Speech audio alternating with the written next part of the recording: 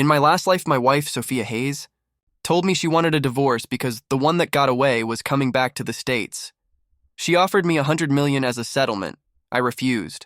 I was thrown out of the Hayes family mansion. She slammed the divorce papers on my head, threatened my parents and my sister's jobs, and even hired thugs to break both of my legs. Eventually, I signed the papers, walking away with nothing. I watched her and Ryan get together, happy and in love. Then, one night I was thrown into a river and drowned. When I opened my eyes again, I was back on the very day Sophia first told me she wanted a divorce. Cole, let's get a divorce. Ryan is flying back from Europe. We were sitting in the living room of our villa when Sophia slid a signed divorce agreement across the coffee table, a faint smile playing on her lips. I'll give you $100 million. It's more than enough for you to live on for the rest of your life. I signed the papers immediately, tears stinging my eyes. Then I pushed the check back toward her, even as my mind screamed, just sign the damn thing. I don't want to be here 1 second longer. Sophia's hand froze over the signature line. Her eyes darted around the room nervously, though there was nothing there, just the two of us. But then she heard it again. What are you looking at? Stop wasting my time. I've got 10 dates lined up. 60 million in a high-yield savings account. 10 million each for mom, dad, and my sister. And the last 10 million, well, that's for having some fun. There were only 2 of us in that room and I hadn't opened my mouth. But somehow Sophia could hear my thoughts. Wasn't I supposed to be her pathetic, loyal lapdog?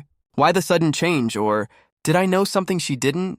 Something that made me desperate to divorce her? Sophia suddenly cut off my train of thought, as if afraid that if she heard any more, she'd lose control. Give me all 3 copies of the agreement. I blinked, startled. The check wasn't even in my hand yet. Swallowing my pride, I handed the 3 copies back to her.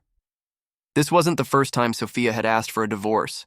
She'd tried 5 years ago, but her precious Ryan stood her up. We got as far as the papers back then too, but I refused to sign. After that, her attitude toward me changed, growing colder, crueler. 3 years ago, she brought it up again, claiming Ryan was finally coming home. Same story, same scene. That time, she banished me from the master bedroom and forced me to sleep. In the guest room, I thought she was just throwing a tantrum. But I ended up living in that guest room for 2 years, right up until today. This was the 3rd time. You can only cry wolf so many times. But Sophia seemed determined to repeat the cycle yet again. I was tired. So tired. If it weren't for the $100 million severance package, I would have left long ago. But this time I agreed. And now, she was the one hesitating. I tested the waters. So, when should we go to the courthouse to finalize this? There's a mandatory 1-month waiting period. Sophia looked me up and down, scanning me carefully. Seeing nothing amiss, her voice turned icy. If you're that eager to get divorced, I don't mind making sure you walk away with nothing. I was about to reply when her phone rang. She snatched it up, her tone instantly melting into a soft, affectionate coo. Ryan, you said you're an hour from Seattle? I'll head to the airport to pick you up right now. Of course. In Sophia's world, Ryan always came first. She caught my calm, placid gaze and sneered. Don't play push and pull games with me, Cole. You'll never be half the man he is. Now come with me to the airport. You need to see for yourself just how big the gap between you two really is. I stared at her triumphant expression, biting my lips so hard I tasted blood. Tears burned my eyes. I never imagined I could be so worthless in her eyes, but I nodded anyway, my mind already racing. Fine. The airport it is. The sooner I can push those 2 together, the sooner I can grab my $100 million and run. Get away from this toxic woman. There's a whole world of better prospects waiting for me. Hearing my thoughts. Sophia's eyes flickered with surprise, then rage. You'd better remember your place. She glanced at me one last time before taking the divorce papers and locking them in the master bedroom safe. I went back to the guest room and changed into a drab gray sweatsuit, making myself look as plain and unassuming as possible. I had met Sophia 6 years ago. Her perfect Ryan had just dumped her and left for Europe. I was delivering for Uber Eats when I found her passed out cold outside a bar. Out of a sense of justice, I carried her home. One thing led to another. The next day, she tracked me down and dragged me to the courthouse to get married. Her parents were furious, but Sophia shut them down single-handedly. For the first year, she tried to play the role of a wife. She even got my parents and sister stable jobs. We never connected deeply, but she did everything a wife was supposed to do, and I was content. I thought that if I worked hard enough, I could eventually win her heart, or at least her parents' approval. Then, a year later, I overheard her talking on the phone with Ryan. He was supposed to return in a month. He never did, and somehow, Sophia decided that was my fault. She handed me divorce papers and offered me $50 million to walk away. But I was madly in love with her. Even when my family begged me to leave, I wouldn't listen. I truly believed that my love could bridge the gap between our worlds. I refused to sign. Her attitude toward me plummeted. Her face showed open disgust and resentment. She cut off my allowance. 3 years ago, she got another call. Ryan was coming back. You demanded a divorce again. I refused. Again, Ryan didn't show. She blamed me again and kicked me out of the master bedroom. We had been living separate lives ever since. She treated me like a servant, and I acted like a pathetic dog, waiting for her to have a change of heart. But this time, I had no doubt Ryan was really coming back. On the drive to Seattle, Sophia tried to start a conversation, but I kept my face completely blank, deliberately creating an air of cold indifference. In my last life, I spent 6 years trying to warm her heart, only to find out it was made of solid iron. All I got for my trouble was pain. She threatened my family. She had my legs broken. She left me with nothing. She watched as I was thrown into a river to die. Memory twisted like a knife in my gut. Sophia, if I could do it all over again, I would rather have let you be taken advantage of that night. Sophia's hands jerked on the steering wheel.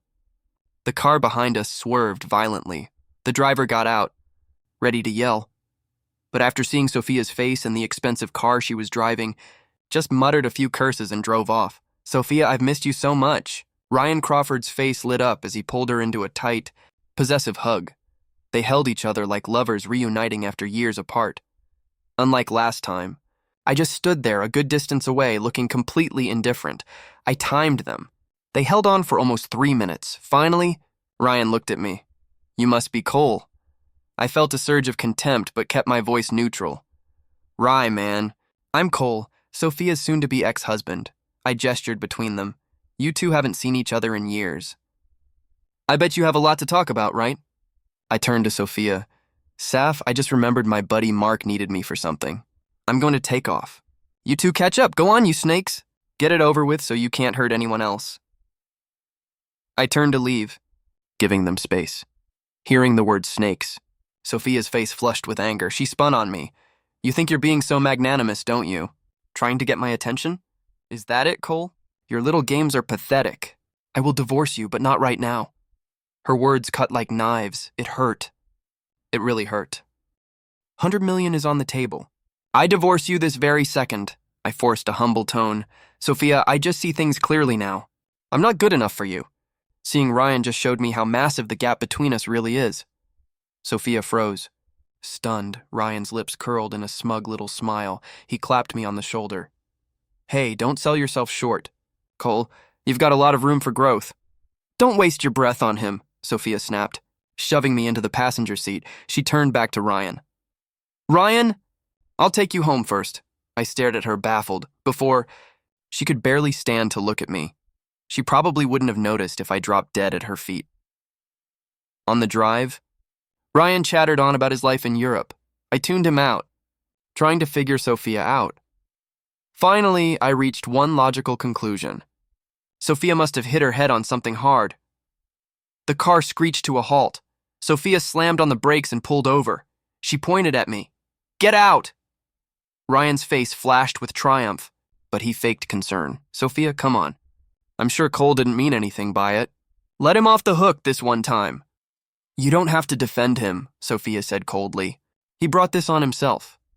Outwardly, I acted confused, but inside, I was ecstatic. Done with the act, are we? Perfect. Just throw the $100 million check at me and I'll be on my way. Cole Peterson, soon-to-be tycoon. I got out of the car without hesitation and watched her speed away. The first thing I did was call my best friend. Marco, my man, come pick me up. Tonight, I'm taking you to the Velvet Rose, the works. That night, Mark and I showed up right on time. Instead of 10 dancers, I was greeted by the last person I wanted to see. Mark took one look and bolted. I opened my mouth, but no words came out. 10 dates? Cole, just how desperate are you? She grabbed me by the collar and dragged me out of the velvet rose. I closed my eyes in feigned agony, but inside, I was laughing. You're so high and mighty. I was celibate for 6 years for you, trying to melt that block of ice you call a heart. But what was the result? A stone doesn't bloom. Sophia, I've disgraced myself. I'm not worthy of you anymore, I said. My face flushed, my eyes fixed on her, my voice dripping with guilt and shame. Let's just get the divorce. Ryan is the one who's right for you. She scanned me from head to toe, searching for a lie. If she couldn't hear my thoughts, she probably would have dragged me straight to the courthouse. When I pretended to faint, she shoved me into the back seat and drove me away from the club. As long as you understand that, she said coldly. Lying in the back seat, I smelled a cloying perfume that made my stomach turn. Eventually, the alcohol won. I passed out for real. The next morning, I woke up in horror. This was the master bedroom. A stunningly beautiful face appeared above me. Sophia. My heart pounded in my chest. I scanned the room, desperate to find my clothes and escape. What have I done? Drunk and stupid. My eyes landed on a silk dress, hers. Without thinking, I wrapped it around myself, lifted the duvet, and prepared to flee. Click. The sound of a camera shutter. I whipped my head around. Sophia stood there, phone in hand, a triumphant smirk on her face. She had just taken a picture of me in her dress. I scrambled away, nearly smashing my head on the door in my panic. Her light laughter followed me, making me run faster. Back in the guest room, I slapped myself across the face a few times. Cole, why can't you control yourself? You were so close. A few more days and you'd have been divorced with $100 million. And now you've handed all the power right back to her. As I tried to figure out how to salvage the situation, Sophia's voice came from outside the door. Get dressed. Come out for breakfast. Then you're coming to the office with me. I was speechless but mumbled my agreement. On the way, we both silently avoided mentioning last night. As we walked into the office building, I held the door open for Sophia and immediately caught the whispers of her employees around us. Did you see that? Cole was with Ms. Hayes. You think last night they... No way. Ms. Hayes has been waiting for Mr. Crawford for 6 years. Now that he's back, Cole's probably going to be kicked to the curb any day now. I give it 3 months. 1 month. Sophia's expression grew colder with every word, but I didn't care. I'd heard this kind of gossip more times than I could count, and by now I was numb to it. Just wait until I get my $100 million, I thought. I'll stroll past this office every single day just to watch them eat their words. You all look down on me now. Soon you'll be craning your necks to look up at me. A dark cloud seemed to settle over Sophia's head, but I could have sworn I saw a flicker of smugness in her eyes. She had me escort her to her office, then told her assistant Chloe to schedule an emergency meeting. A notification popped up on my phone too, summoning me to the conference room. When I walked in, every seat was already filled except the one to Sophia's left at the head of the table. As I entered, 24 pairs of eyes turned to stare at me. Ryan Crawford looked particularly surprised when Sophia pointed at the empty chair beside her. Sit, she said simply. The meeting began, and it was confirmed. Ryan was the new company vice president and head of the design department. As for me, thanks to some special consideration from Sophia, I'd been promoted to team lead. I couldn't have cared less. At this point, the only thing that could hold my attention was a 9-figure bank transfer. Everything else was just background noise. After all, I'd gone from an Uber Eats driver to a marketing department employee purely for the health insurance. She had made it clear from the very beginning that our relationship was a transaction, a performance designed to make Ryan jealous and win him back. It had been mutually beneficial, so I hadn't objected, but now I regretted it deeply. My entire life was in her hands. Before the meeting ended, Ryan unveiled a new proposal, Elian Terraces. An architectural rendering appeared on the screen, depicting a series of high-rise villas, 12 to 18 stories tall. Each floor had a massive balcony, almost like a private garden in the sky. You could plant trees, flowers, even raise small animals up there. Mr. Crawford, this design is genius, someone said. It's practically a paradise in the sky. Absolutely. If we build this, it'll be the pinnacle of luxury green living. I listened with half an ear, my mind drifting back to Ryan's words right before I died in my previous life. What is this garbage? Alien terraces? What a joke. This is the project that bankrupts the Hayes family. The project never even gets finished. The company goes under. Sophia shot a long, meaningful look at me, her eyes devoid of warmth. She couldn't bring herself to trust Ryan completely, but she was clearly captivated by the project. If it succeeded, the Hayes fortune would soar to a new level. Then she turned to me. Cole, what do you think of this project? I froze for a second, then looked at Ryan. I saw the nervousness flicker in his eyes. Ryan decided to drop a bomb. I slammed my hand on the table. This is absolute nonsense. The room went dead silent. If this was such a brilliant idea, don't you think every major architectural firm in the country, hell, the world, would have already built it? Why would we be the first? Go ahead, argue with me. Defend your precious project. Then Sophia will feel sorry for you, and we can finally get this divorce over with. Sophia's head snapped toward Ryan. He shot to his feet, face red with fury, and pointed a finger at me. Colt, you're in marketing. What do you know about architecture? This design was approved by my professors and vetted by industry experts. The patent is pending. Sophia, don't listen to his nonsense. I'll stake my career on it. If this project fails, I'll resign on the spot. Sophia looked at me. I looked at Ryan. No one spoke. Finally, she set the proposal aside. I'll think about it. 3 days later, Sophia decided to move forward with the project. And then, the project proposal was leaked. I immediately became the #1 suspect. Cole, you were the only one who went into the president's office during that time. It must have been you. A damn delivery boy. He probably just wanted to sell the plans for some quick cash. You'd better confess or we're calling the cops and having you thrown in jail. Sophia stared at me. Ryan's expression was full of poorly concealed glee. I turned my gaze to her assistant, Chloe. I stared until she couldn't meet my eyes anymore. Then I spoke slowly. If I'm not mistaken, it was Chloe. She's the mole. She's been feeding information to Ryan this whole time. Her family has ties to his. The goal has always been to swallow Hayes Corporation whole. Once I get my 100 million, poor Sophia is going to run this company straight into the ground. What a shame, Sophia arched a brow. Is that so? I seem to recall 2 other people have access to the president's office.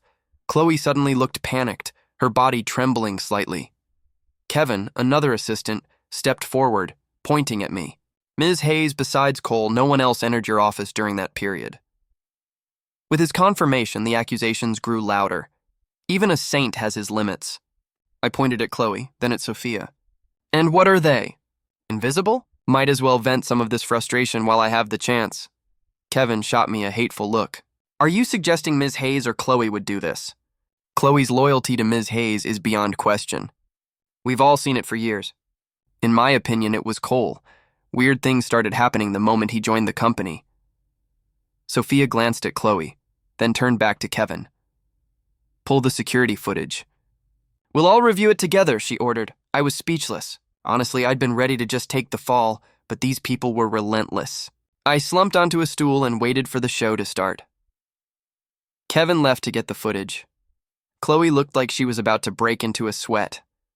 But Ryan shot her a warning glance, silently telling her to stay calm. The footage never came. Instead, Kevin returned with the printed project proposal in his hand. He threw it in my face. Ms. Hayes, we found this in the drawer of Cole's desk. The evidence is undeniable. Cole, what do you have to say for yourself now? The question echoed from every corner of the room. My face stayed expressionless as I stood up, then slapped Kevin across the face. Who the hell do you think you are? I snarled. Putting your hands on me? If you think I stole the proposal, then call the police. After being reborn, I'm done taking crap from anyone in this company except maybe Sophia. Kevin was stunned. He never imagined I'd dare to hit him. The others in the room erupted, ready to pounce on me. At that critical moment, Ryan stepped forward, placing a hand on my shoulder. There's no need to call the police. It would be bad for the company's image if this got out. And Kevin? He turned to the assistant. Who do you think you're messing with? Don't you know who this is? He's our president's husband. Now apologize to him. I ignored Kevin's mumbled apology completely. Ryan's reach was longer than I thought. He already had Kevin in his pocket, probably half the company too. The smart move was to get my 100 million and get out of here before Ryan came after me directly. Sophia's brow furrowed. In the past, she wouldn't have believed any of this. She might despise me, but the scene unfolding before her was impossible to ignore. If she wasn't careful, she really would lose the company, just like my inner voice had predicted. This matter is closed. If there's nothing else, everyone get back to work, Sophia announced. Then she looked at me. Cole, come with me. You have a lot to answer for.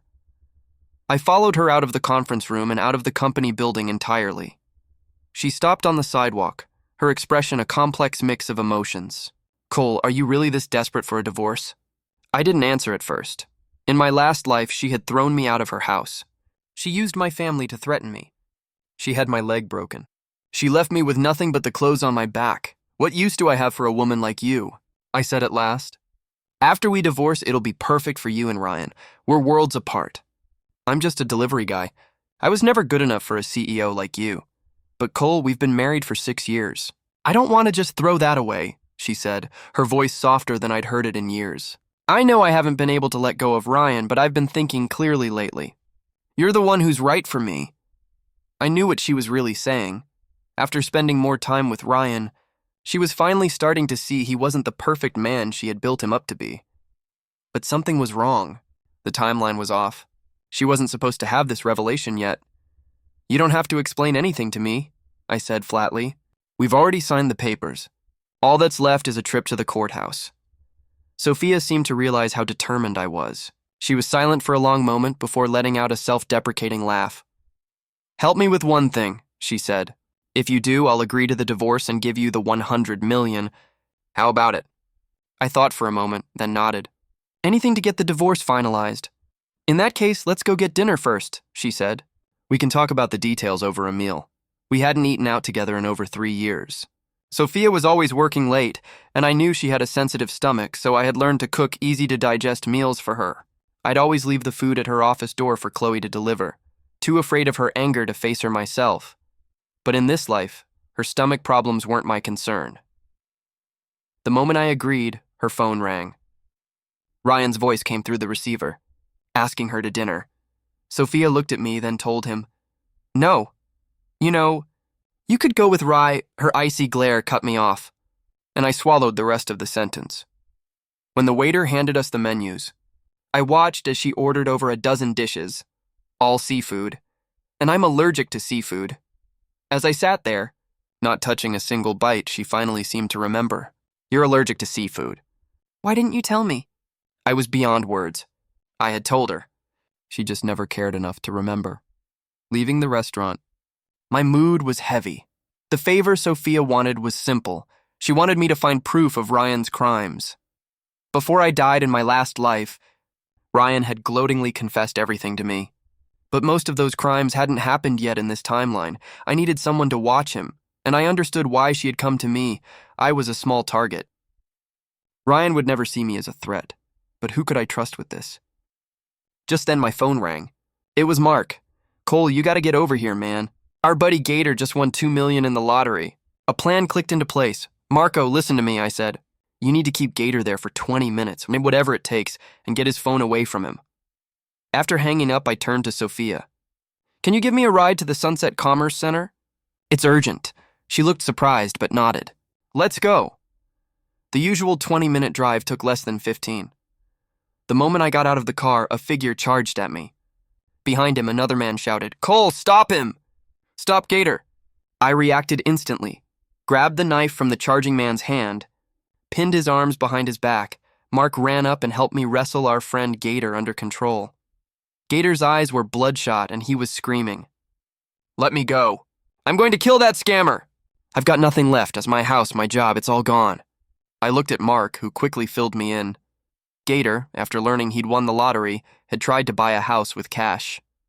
He put down a $500,000 deposit, with the remaining $1.5 million due in 3 days.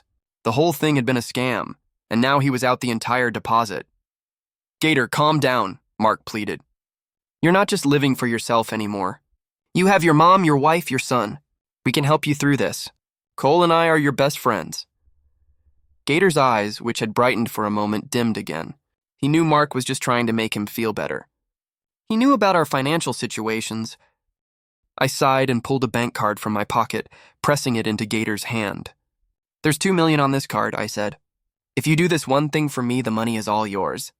But I have to warn you, it's dangerous and it has to stay completely secret." Gator pounded his chest. "Cole, you're a lifesaver. My whole family owes you. Forget one thing, I'd do 10 things for you." Hearing that, I didn't hesitate. "I need you to tail Ryan Crawford," I said. "Find any way possible to get evidence of his criminal activities." Gator's expression turned serious. Ryan was a big shot. Sure, but with my foreknowledge to guide him. Gator agreed without hesitation. "Don't you worry," he said, a spark of his old self returning. "They don't call me the best damn bike courier in Seattle for nothing. Tailing people is my specialty." After getting Gator settled, I realized Sophia had been waiting the whole time. The moment she saw me, she walked over quickly. "Cole, now that that's settled, come home with me." I thought she meant the villa, but instead she drove me to the old Hayes family estate. I had only been to this mansion twice in 6 years. Once before our wedding, when my parents came to discuss the arrangements, and again right after for the customary post-wedding visit. That second time I was kicked out almost immediately and had never been back since. "Sophia, I should probably just go back," I said quietly. I was planning to take the money and run. "The last thing I want is to face your parents." Sophia shook her head, gripping my hand tightly. "We'll face them together." Just as I was about to protest, I saw Ryan Crawford walking toward us. He was dressed in an expensive designer suit, a multi-million-dollar watch gleaming on his wrist. A silent message meant for me. I looked at him coldly. He was the reason I died. If I could, I would destroy him. But I knew my limits. "Sophia, let's go inside." "Your parents are waiting," Ryan said with a disdainful glance before reaching for Sophia's hand. I tried to pull mine away, but Sophia's grip was like iron. "You're my husband, Cole. Stop trying to run away." I looked at Ryan. The threat in his eyes was unmistakable. A burning hatred directed squarely at me. Sophia frowned slightly but said nothing. Dinner began. From the start, my father and mother-in-law did nothing but praise Ryan.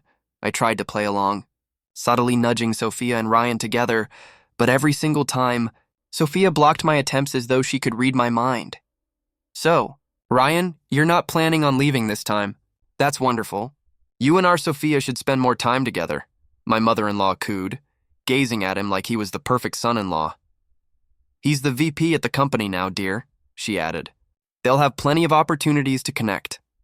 "Don't you worry," my father-in-law said cheerfully. I sneered internally. "Just wait until Ryan guts this family and takes everything you have. Let's see if you're still smiling then, bunch of snobs." The Hayes family deserves to fall. Suddenly, a sharp pain shot through my thigh. Sophia had kicked me under the table. She turned, shot me a venomous look, then started piling food onto my plate until it was overflowing. As soon as dinner ended, Ryan offered to drive Sophia home, his expression filled with absolute confidence. He even flashed a smug, triumphant smirk. I knew the entire dinner had been orchestrated by her parents to push the two of them together. After years of Sophia openly pining for Ryan and despising me, they saw their chance to forge a powerful alliance with the Crawford family. Unfortunately for them, Sophia refused. She took my hand and said, "My husband and I are staying here tonight." "Sophia, don't be ridiculous," her mother snapped, her father added sharply. "That boy may have saved you once, but you've been married to him for years. That debt has been repaid. Can't you see Ryan still has feelings for you? This is the chance you've been waiting for." I watched their performance silently, my mind fixed on my $100 million payout. But Sophia's next words completely floored me. "Mom, Dad, I'm pregnant." "What? But you two have been sleeping in separate rooms," her mother exclaimed, her voice rising with panic. Her father turned on me, cursing furiously. I was about to explain, but Sophia shot me a look that screamed $100 million, and I forced myself to stay silent. Finally, her parents accepted the new reality. For the first time ever, they invited me to spend the night at the family estate. Later that night, Sophia came to my room, but I firmly refused her advances. A month later, the Elaine Terraces project officially launched, and Ryan made his move. The evidence Gator gathered was damning. Ryan had been meeting secretly with rival banks and the Miller family, a direct competitor. Sophia finally saw what was happening, but it was already too late. Ryan had signed a series of binding contracts, and the company's CFO had wired the money. If they backed out now, Hayes Corporation's cash flow would be completely severed. Even I was shocked. I hadn't realized Ryan had managed to buy off the chief financial officer. As Sophia scrambled for a solution, Ryan appeared in her office, flanked by Chloe and Kevin. "Sophia, I know you've been investigating me," he said coolly, "but what does it matter? Hayes Corporation's cash flow is gone. The banks won't give you a loan. Your only option is to hand the company over to me. Otherwise, it's not just you who will suffer. You won't be able to protect your parents, or even Precious Cole." Sophia shook her head, looking at her two former assistants. "I can't believe you would betray me, too. I always thought I never wronged you. I had such high hopes for you both. Is this how you repay me?" Chloe looked away, a flicker of guilt on her face. But Kevin grabbed her hand and sneered. "Is that so, Ms. Hayes? I hate people like you who say one thing and do another. We don't care about your high hopes. Remember when you were heartbroken and made that rule that no one in the office could date? You said you'd fire any couple you found. Chloe and I were already engaged then. You held us back for 6 years." Listening to this melodrama from the next room, I felt a twinge of pity. But it was clear they had chosen money over love long ago. Of course, Sophia was wrong too. You shouldn't impose your misery on others. Just then, the office doors burst open. Sophia's parents entered, followed by several police officers who quickly surrounded Ryan and his two accomplices. "Ryan," Sophia's father said, his voice like steel, "you thought you planned for everything, but you failed to realize this was all part of my plan. I gave you just enough rope to hang yourself. I wanted to clear out all the rats from this company in one go.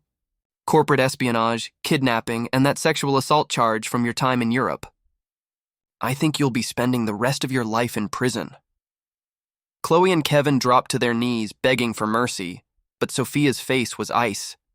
"You wanted to be star-crossed lovers? A prison cell should be very romantic for you two."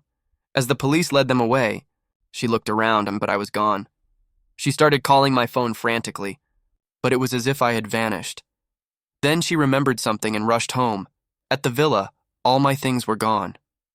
Even the wedding photo on the wall had been torn in half, my side ripped away. She searched frantically, finally ending up in front of the open safe. Only 2 copies of the divorce agreement remained inside. She snatched them out and tore them to shreds. Next, she went to my parents and sister, but got the same answer. They didn't know where I was. Left with no choice, she tracked down Mark and Gator. All they gave her was a single signed copy of the divorce agreement. "Cole said he doesn't want to see you right now," Mark told her. "Not unless you agree to the divorce." Sophia stood there stunned. She shook her head. "I don't agree. I don't believe he can really abandon his parents and sister." When Mark relayed the message, I wasn't surprised. I knew Sophia wouldn't let me go easily after taking down Ryan, but I couldn't stand the sight of her. The day I left was the anniversary of the day I was drowned in the river. I knew Ryan's men had done it, but Sophia's actions had led to it, so even if I never saw that $100 million, I would never be with her again. It was a line I could not cross. A few days later, $100 million appeared in my bank account. I gave 10% to my parents and sister. The rest I used to help a poor remote village in the Pacific Northwest. The place didn't have a single paved road. When it rained, the dirt tracks turned into a sea of mud, impassable even for tractors. I used the money to buy gravel, and alongside the locals, we built a road to a better future. The village had incredible tourism potential. I started acting as a guide, showcasing the pristine beauty of the area. Videos I posted went viral, and soon more and more tourists started coming. B&Bs and farm-to-table restaurants began to pop up, and then one day I saw the one person I never wanted to see again. Sophia acted like any other tourist, showing no sign of causing trouble. She didn't say a word to me the entire day. It wasn't until nightfall that she approached me. I was about to refuse her invitation for a walk, but then she handed me a small booklet, a divorce certificate. I fell silent. We walked along a tree-lined path, the streetlights casting our shadows long behind us. My stomach rumbled, and Sophia heard it. She took my hand and led me to a hot pot restaurant. I watched as she ordered a mountain of ingredients, piling them on the table. They were all my favorites. I didn't understand her motives, but I let myself enjoy the meal. In this new life, I had decided not to deny myself simple pleasures, especially good food. She ordered so much that I could only eat a small portion of each dish. Sophia didn't seem to mind eating with the same gusto I did. For a moment, it reminded me of the old days after a long shift when Mark, Gator, and I would devour meat and beer just like this. Watching her eat so voraciously, I finally stopped her. Her stomach had always been weak. You can't eat like this. What? We're divorced now and you're still worried about me? I thought I heard a faint laugh in her voice. Who's worried about you? I just don't want Miss Hayes falling ill here and disrupting her travel plans tomorrow. Is that so? Well, even though we're divorced, you still have a responsibility toward me, she said softly. To be precise, you have a responsibility toward the child in my belly. Her words struck me like lightning. My face turned crimson. I wanted to run, but my feet wouldn't move. Cole, I can vouch for her. What? What she said is true. I can prove it too. Two voices chimed in. I turned to see Mark and Gator, and behind them stood my parents and sister. My face hardened when Sophia tried to use my family to pressure me. Sophia, if the child is really mine, I'll raise it, but we can never be together. Sophia's face fell. She could hear my thoughts. She knew I had been reborn. She knew that after everything she had done in our last life, I could never forgive her. Just then, her parents walked in. They said nothing, just sighed. 8 months later, the babies were born, a pair of twins, a boy and a girl. Sophia left them in my care, using it as an excuse to visit constantly, but I ignored her completely. She would often murmur to herself when she thought I wasn't listening. Cole, I was wrong. I know you came back, but why can't you just give me one more chance? Cole, please, just one more chance. Forgive me, just this once. One day I took a deep breath, walked up to her and asked, how did you know I was reborn? She looked up, startled. You think being reborn is some cheap trick? If I just agreed, I'd be disrespecting the very words themselves, I said, my voice hard. I can give you one chance. You wasted 6 years of my life. You owe me 10 years of freedom. A brilliant, tearful smile bloomed on Sophia's face. For the next several decades, she was truly good to me.